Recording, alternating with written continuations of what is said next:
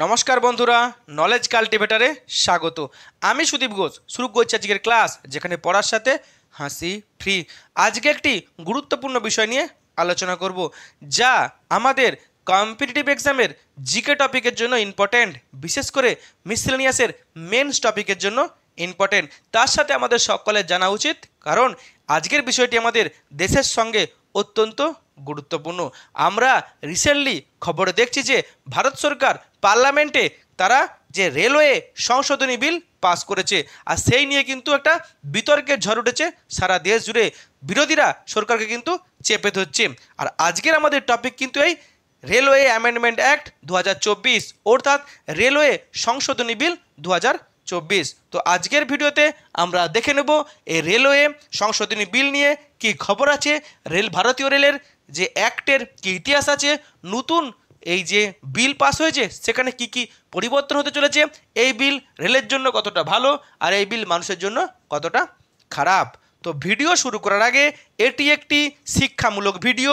এই ভিডিওর কোনো অংশে হিংসা বা রাজনৈতিক ও সাম্প্রদায়িক বিদ্বেষ অন্তর্ভুক্ত করা হয়নি। তবু ভিডিওর কোনো অংশ বিতর্কিত মনে হলে সেটি অনিচ্ছাকৃত, তার জন্য ক্ষমা প্রার্থী। এখন ভিডিওটি পুরোপুরি দেখুন, আর এরকম কারেন্ট অ্যাফেয়ার্সের টপিক সম্পর্কে জানতে চ্যানেলটি সাবস্ক্রাইব করে পাশে থাকুন। এখন আজকের ভিডিও।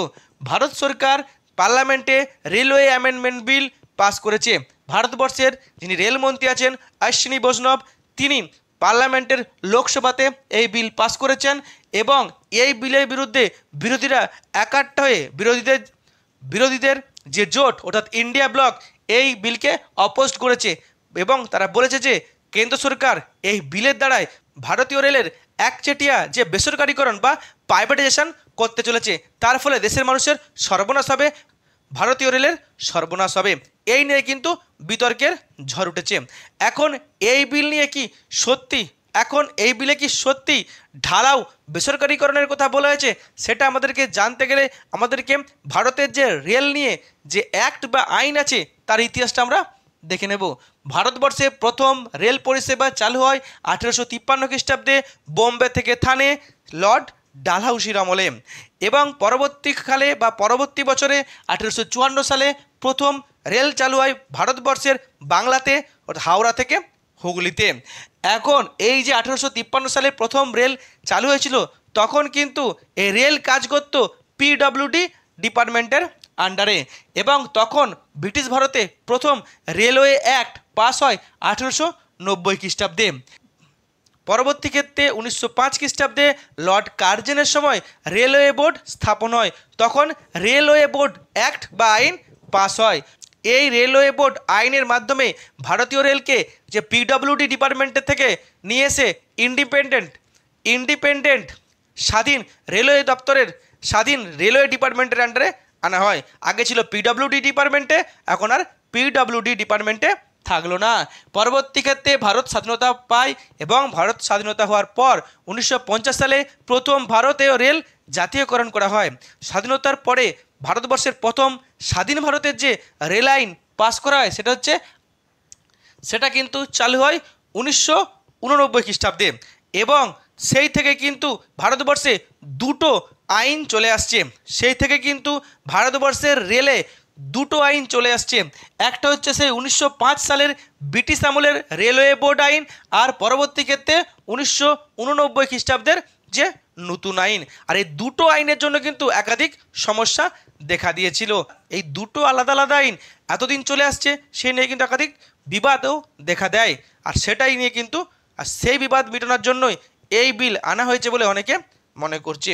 এখন নতুন যে বিল এসছে, সেই বিলে কি কি পরিবর্তন হতে চলেছে। প্রথম বিলে বললাম এতদিন 1905 সালের রেলওয়ে বোর্ড অ্যাক্টের আইন চলছিল, আর 1989 সালের অ্যাক্ট চলছিল।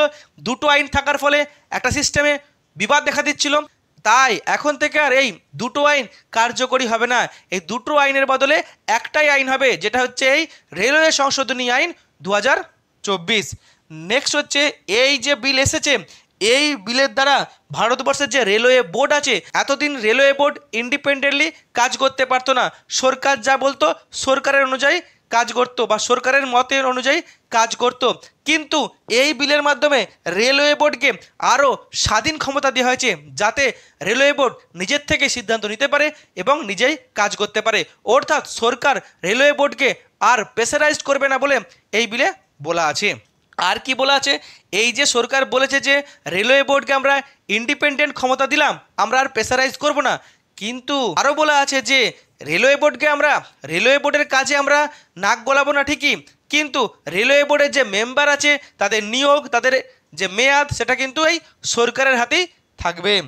অন্যদিকে কিছুদিন আগে যে সাধারণ কমিটি তারা রিপোর্ট দিয়েছিল, যেখানে বলা হয়েছিল যে ভারতবর্ষ জুড়ে যে বিভিন্ন রেলওয়ে জোন আছে, যেমন eastern zone, south eastern zone, এই সমস্ত জোনগুলিকে আরও বেশি করে ইন্ডিপেন্ডেন্ট ক্ষমতা দেওয়া হোক, বলে তারা খুব ভালো করে কাজ করতে পারবে, লোকাল মানুষের ডিমান্ড অনুযায়ী কাজ করতে পারবে এবং লোকাল মানুষের স্বার্থে তাদের কিন্তু যে পরিষেবা অনেক ভালো হবে এবং রেলেরও কিন্তু অনেক সুবিধা হবে।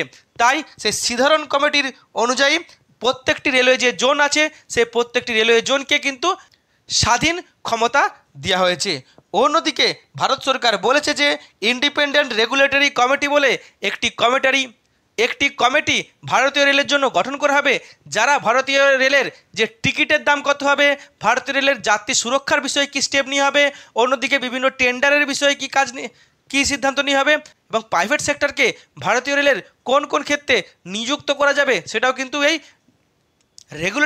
ইন্ডিপেন্ডেন্ট রেগুলেটরি কমিটির হাতে থাকবে। অর্থাৎ এই একাধিক সিদ্ধান্ত নিয়েছে এই বিলের মাধ্যমে ভারত সরকার। এখন এই বিলের সুবিধা কি, মেনলি ভারতীয় রেল সময় সময় কিন্তু তার বিস্তার বাড়িয়েছে, এখন উন্নত পরিষেবা দিচ্ছে আমাদেরকে, কিন্তু সেই রেল যে এত পুরনো দিনের আইন মেনে চলছিল, সেটা কিন্তু অবশ্যই আপডেট করা উচিত বা সেটাকে নতুন আইন আনা উচিত। তাই সে পুরনো আইন থেকে সংশোধন করে নতুন আইন আনা হয়েছে, এটা একটা খুব ভালো দিক। অন্যদিকে সরকার কি বলছে যে আমরা রেলওয়ে বোর্ডকে আরও বেশি ক্ষমতা দিচ্ছি, তার ফলে রেলওয়ে বোর্ড সরকারের অতটা মত নিয়ে কাজ করতে হবে না বা তাদেরকে অপেক্ষা করতে হবে না সরকারের ওপিনিয়নের জন্য, তার ফলে তারা কিন্তু খুব ভালো কাজ করতে পারবে এবং সেটা কিন্তু তারা বেটার সার্ভিস দেবে।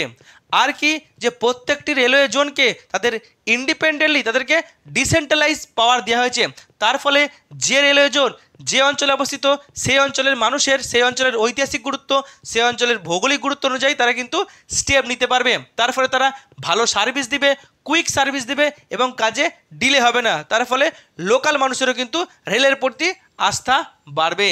অন্যদিকে এখানে বলা হয়েছে যে এই যে টিকিটের দাম কত হবে, টিকিট বাড়লে বিতর্ক হয়, অন্যদিকে যে সিকিউরিটি নিয়ে বিরাট বিতর্ক চলছে, অন্যদিকে ভারতীয় রেলে যে প্রাইভেট সেক্টর অলরেডি কাজ করছে, যেমন হচ্ছে আইআরসিটিসি বা অন্যান্য ক্ষেত্রে, সেই সমস্ত ক্ষেত্রের সিদ্ধান্ত নেওয়ার জন্য কিন্তু এই ইন্ডিপেন্ডেন্ট রেগুলেটরি কমিটি তৈরি করা হয়েছে।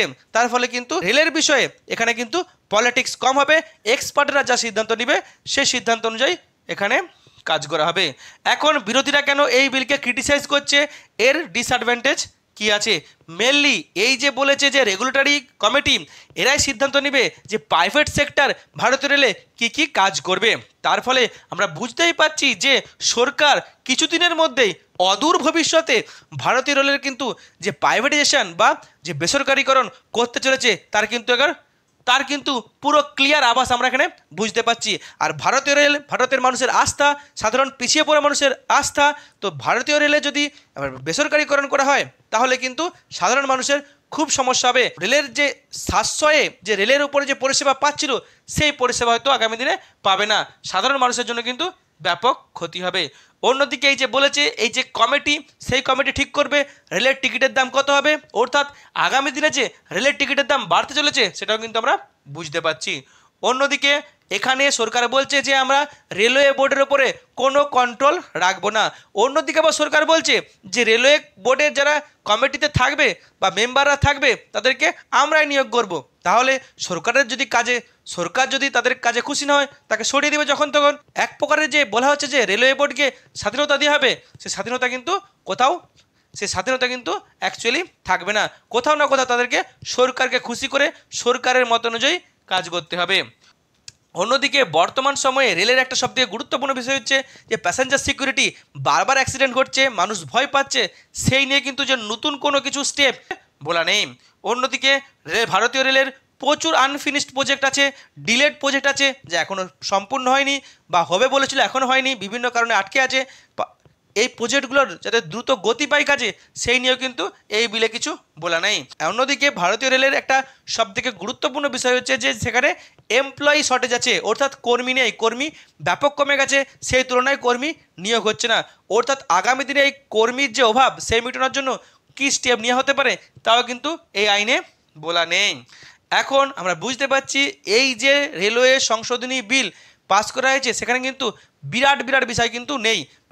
মেনলি যে জিনিসগুলি আছে, যে পুরনো অ্যাক্ট ছিল সেটাকে দুটো অ্যাক্টকে একসঙ্গে করে দেওয়া হয়েছে, তার সাথে রেলওয়ে বোর্ডকে ক্ষমতা দেওয়া হচ্ছে, আর কি রেলওয়ে জোনগুলোকে ক্ষমতা দেওয়া হচ্ছে, আর একটা আর একটা কমিটি থাকবে যারা এই টিকিট প্রাইভেটাইজেশন বিষয়টিকে দেখাশোনা করবে। অর্থাৎ বোঝাই যাচ্ছে যে সরকার এই রেলওয়ে বিলের মাধ্যমে সবথেকে বেশি অগ্রাধিকার দিচ্ছে কাকে, এই প্রাইভেটাইজেশন বিষয়টিকে। অর্থাৎ আগামী দিনে যে ভারতীয় রেলে ব্যাপক বেসরকারীকরণের সম্ভাবনা আছে তা কিন্তু আমরা দেখতে পাচ্ছি। এই হলো আজকের ভিডিও। এখন এই যে রেল বেসরকারীকরণ নিয়ে আপনার মতামত কি? আপনি কি এটাকে সাপোর্ট করেন না বিরোধিতা করেন? অবশ্যই কমেন্ট বক্সে জানাবেন। এই হলো আজকের ভিডিও, যেখানে পুরো বিষয়টি আমি সুন্দরভাবে তুলে ধরার চেষ্টা করলাম। ভিডিওটি ভালো লাগলে অবশ্যই লাইক, কমেন্ট, শেয়ার এবং চ্যানেলটি সাবস্ক্রাইব করতে ভুলবেন না। আবার দেখা হবে নতুন একটি ভিডিওতে। ততক্ষণ পড়তে থাকো, হাসতে থাকো।